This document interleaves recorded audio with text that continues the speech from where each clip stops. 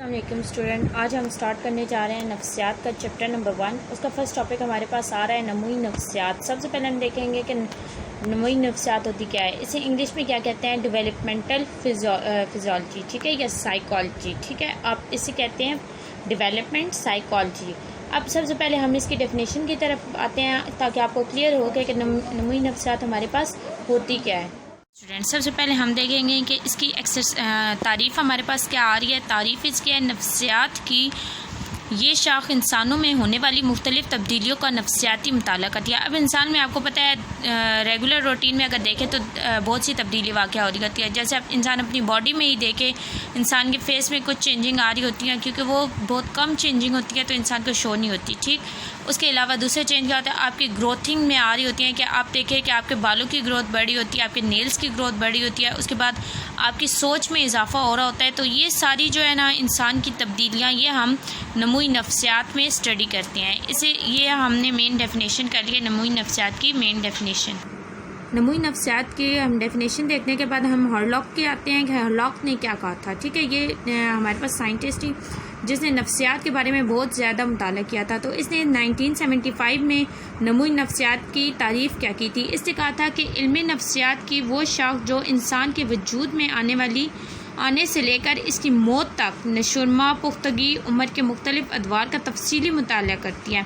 अब अगर आप इसकी डेफिनेशन चेक करें तो क्या है कि वो शख्स जो इंसान के वजूद में आने से लेकर, यानी कि जब एक बच्चा पैदा होता है ना, उससे लेकर के जब तक वो मरता है, ठीक है, उस सारा जो मुताला है ना, वो तफसीली मुताला।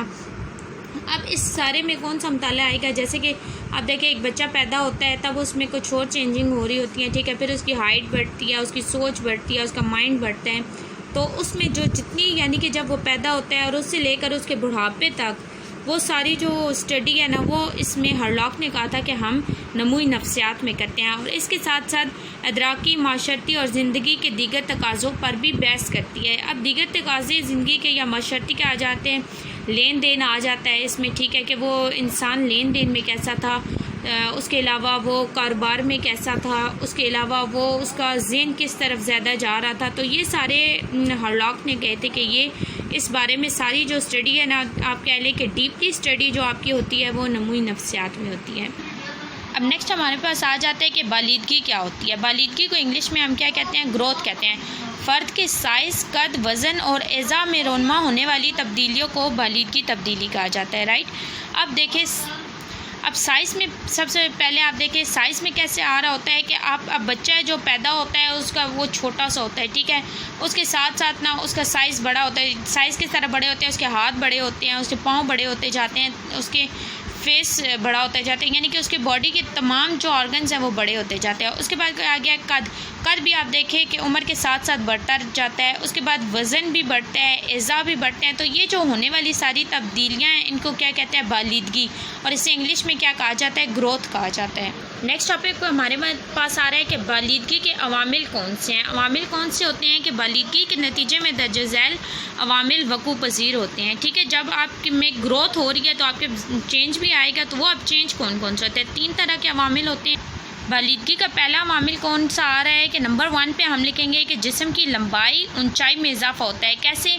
लंबाई में उसके, यानी कि उसकी हाइट और लंबाई और चौड़ाई कैसे होती है कि उसकी हाइट ज़्यादा होती जाती है। आप अगर देखें एक बच्चा जब पैदा होता है छोटा सा बच्चा होता है, जैसे उसका फॉर एग्ज़ाम्पल आप कर लें कि उसका 1 फीट उसकी लंबाई है, ठीक है। उसके साथ जैसे अब 5 मंथ का बच्चा होगा तो उसकी 2 फीट हो जाएगी या 1.5 फीट हो जाएगी, राइट।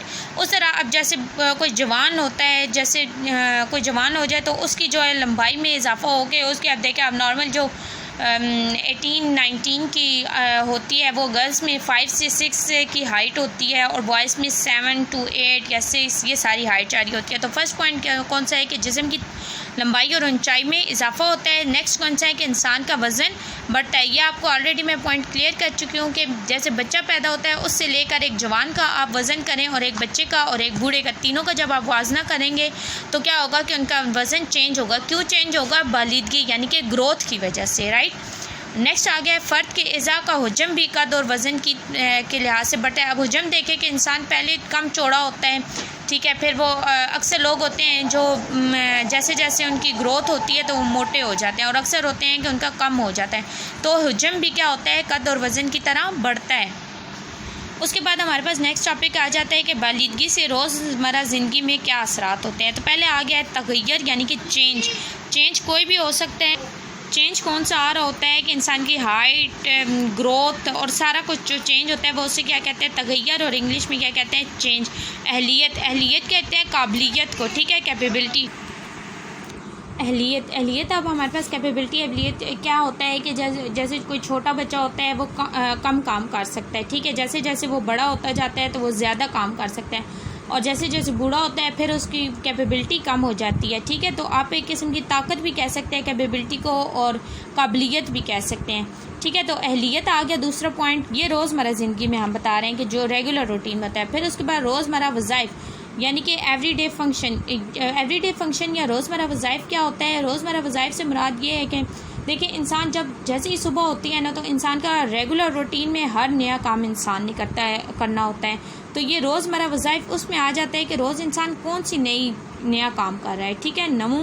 नमू क्या होता है, डेवलपमेंट, यानी कि इंसान के एज़ा की डेवलपमेंट जो हो रही होती है, या इंसान के माइंड की डेवलपमेंट जो हो रही होती है।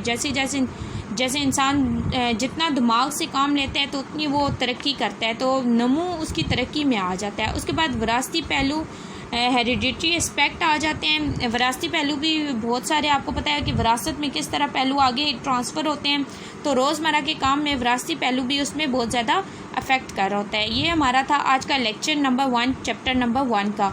ये नोट्स मैंने जो बनाए हैं आप अपने पास नोट कर लें इनको, और काइंडली इन्हें पढ़ें भी, ताकि सिर्फ नोट ना करें, पढ़ें भी, ताकि आप पेपर अच्छे तरीके से दे सकें। Thank you.